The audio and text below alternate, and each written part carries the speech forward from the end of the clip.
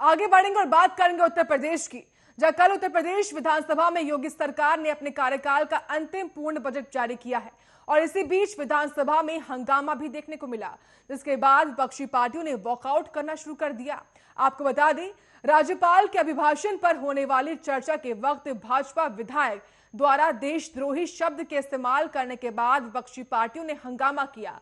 मिली सूचना के अनुसार भाजपा के एक विधायक ने देशद्रोही शब्द का इस्तेमाल किसान आंदोलन के संबंध में किया था, जिसका विरोध कांग्रेस, बसपा, सपा जैसी बड़ी पार्टियों ने किया और वहीं किसान आंदोलन के लिए देशद्रोही शब्द के इस्तेमाल का विरोध कांग्रेस नेता विधानमंडल दल आराधना मिश्र ने भी किया। वहीं कांग्रेस के विरोध के बाद बसपा और सपा ने भी साथ दिया और देशद्रोही शब्द पर विधानसभा में हंगामा करते हुए सपा ने 2 मिनट का वॉकआउट भी कर दिया। वहीं बसपा ने भी इसे असंसदीय भाषा कहते हुए इस पर आपत्ति भी व्यक्त की है। तो भाजपा विधायक ने किसान आंदोलन को देशद्रोही कहा।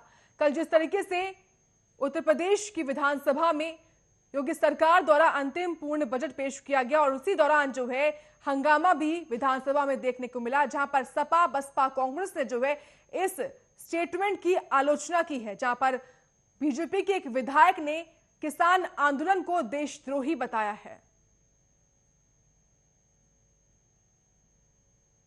तो उत्तर प्रदेश विधानसभा में योगी सरकार ने अपने कार्यकाल का अंतिम पूर्ण बजट जारी किया था और इसके बाद से जो है विधानसभा में हंगामा देखने को मिला। जिस तरीके से भाजपा के एक विधायक ने किसान आंदोलन को देशद्रोही बताया, उसी को देखते हुए तमाम पार्टियां, चाहे वो बसपा हो, सपा हो, कांग्रेस, तमाम पार्टियों ने अपना विरोध जताया और साथ ही साथ सपा ने जो है 1 मिनट का मौन व्रत भी किया और इसी के साथ तमाम पार्टियों ने वॉकआउट भी किया।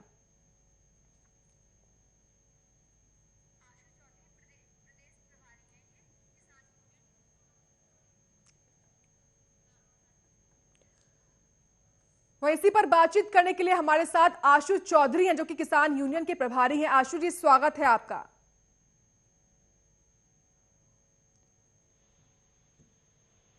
आशु जी, क्या आपको आवाज मिल पा रही है?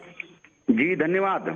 आशु जी, कल उत्तर प्रदेश विधानसभा में भाजपा के एक विधायक ने किसान आंदोलन को देशद्रोही बताया है। सबसे पहले आपकी प्रतिक्रिया क्या है इस पर?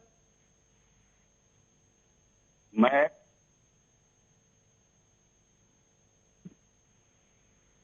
हेलो जी, आवाज आ रही है, अपनी बात रखिए। जी, मैं विधायक जी से कहना चाहता हूं कि उनको किसान कहां से आतंकवादी दिख रहा है?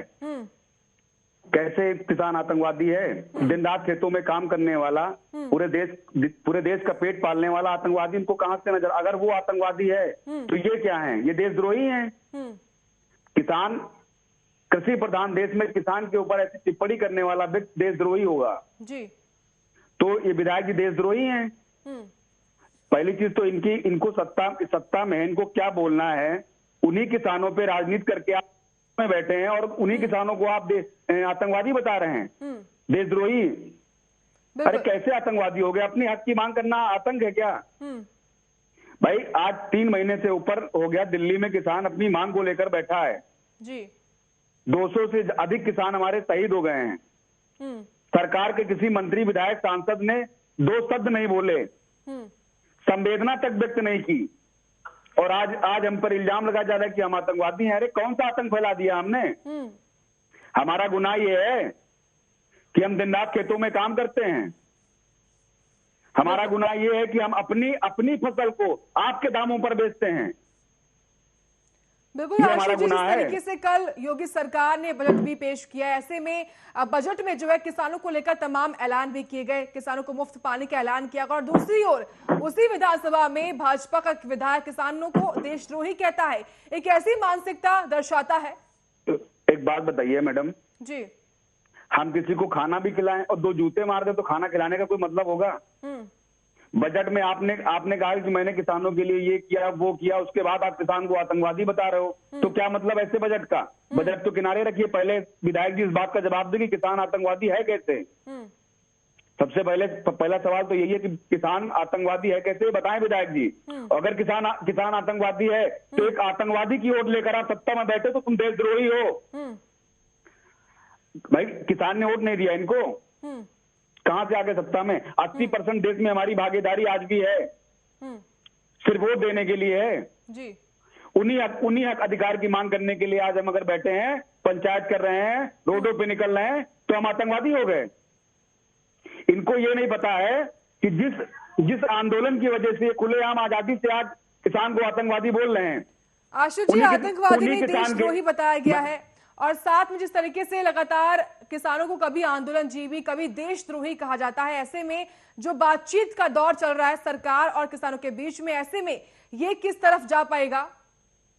दरअसल इनकी जो पार्टी है ना, ये भाजपा पार्टी, इसके जो विधायक हैं, सांसद हैं, मंत्री हैं, इनको पता नहीं कहां से भांग खा के चले आते हैं, डिबेट पे बैठ जाते हैं, अनाप शनाप बोलते हैं। अरे किसान अन्नदाता है, आपकी दिल्ली में बैठा, आप जाइए किसानों से बात करिए। अगर हिम्मत है सच सुनने की, सच बोलने की, तो सामने आमने डिबेट करिए आप, किस मुद्दे पे बात होनी है। और एक चीज है, अभी ये बताते हैं कि पूर्वांचल में जो है किसान आंदोलन नहीं कर रहा है। अरे किसान के पास आप जाइए, तो अभी आपने देखा मंत्री गए थे, काला झंडा दिखाया गया, उनको गांव में घुसने नहीं दिया गया।